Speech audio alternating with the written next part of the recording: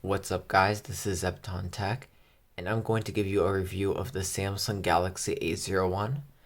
This is the biggest budget phone in the Android lineup for Samsung, and it retails for $170, but you can get this phone for much cheaper. I actually got this phone from Walmart. It was 40 bucks only. It was on a really good sale. And I was like, okay, I'll try it out and we'll test it and see how good it is. I have previously owned the Samsung Galaxy A50, which is another A device, and I can see the similarities between them. First things first, this phone does run One UI 2.0. It is Android 10, so you are getting the latest version. If we go into settings, I can actually show you in the About page about this phone. If we go into the software information, it runs One UI 2.0 with Android 10. On the other side, even though it runs Android 10, this phone is a little slow. This runs a Snapdragon 405, and it is, I would say the speed of it is like a phone from 2015. It's If you're comparing it to the speed of an iPhone, I would say it's like as fast as an iPhone 6 or 6S, one of those two. But it also like pulls through, like it runs all like everything, I guess, fine. For example, let's open up an app like TikTok. It will take a second to load, but it will open up the app. Let's open up Google. This phone does have 2 gigabytes of RAM, by the way, so keep that in mind with this phone. I actually think that an Android phone should have 4 gigabytes of RAM to actually work, but somehow this has 2 and it's kind of running fine. Let's open up another app. I'll let this focus. Let it focus. It's not focusing. Okay, so like let's open up a phone app. I mean, it will open up the screen phone, but it will take 1 or 2 seconds and you're in. This phone has a 5.7-inch LCD display, not OLED, so you're not getting the true blacks. It does have a thick bottom chin. It does have a little bit of side bezels, but it does have a notch, so I guess it's kind of a modern design. This phone weighs like 150 grams. It's super light. It's super small. It has a headphone jack, surprisingly. It has a 13 megapixel main sensor and a 5 megapixel depth sensor. The depth sensor doesn't really do anything. It's just there to like kind of add extra specs. There's the flash. You have one USB-C port. Depending on the model you're buying, it can come with micro USB, but in the US, most of them come with USB Type C, which is great.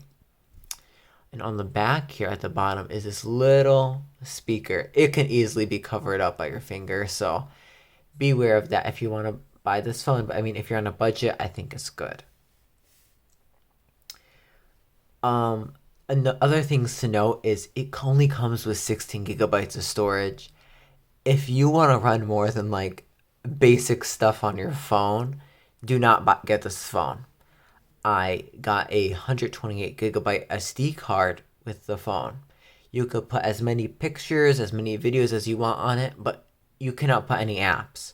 So if you're thinking of, oh, I hear YouTubers saying, get the SD card, it will increase your storage. It won't exactly increase it because you can't put apps on it. I mean, I guess there are some apps on the App Store, but none of the ones I have do work with it. If we can go, I'm going to go into my storage really quick. The phone's not that slow, actually. It has a Snapdragon chip. So, I actually kind of like the processor. The Samsung Galaxy A50 had an Exynos 9610 chip.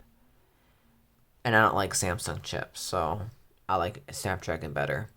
I only have 3 gigabytes available, and I haven't really put that many apps on my phone. Oh, this is showing me apps it wants to get rid of. But if I go to my storage, and if I go to, it says it's only showing me the apps it wants me to delete, obviously. wants me to delete stuff. You can see the 2 gigabytes of RAM. I don't know how it's surviving with this much. It's definitely limiting the operating system. Like, let's say if I go back in an app like TikTok, it will have to reload it. It will not go back where I left off.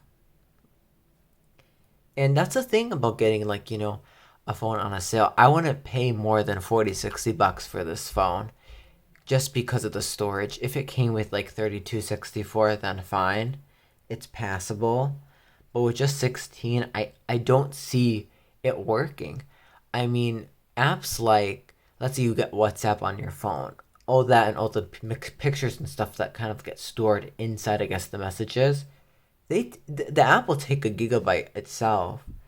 And think about the software, it takes up 6 gigabytes. So you have to keep that in mind with this phone. I'm kind of want to go to the apps, and I want to sort them by storage. And you can see, oh look, the apps are coming in. You could see like these apps only have a couple and they already are taking up all of my storage. I mean, it's fine if you only have a few apps, but I guess it depends on the person. And another things I did not hear YouTubers talk about this phone is it does not have a lot of these extra Samsung features.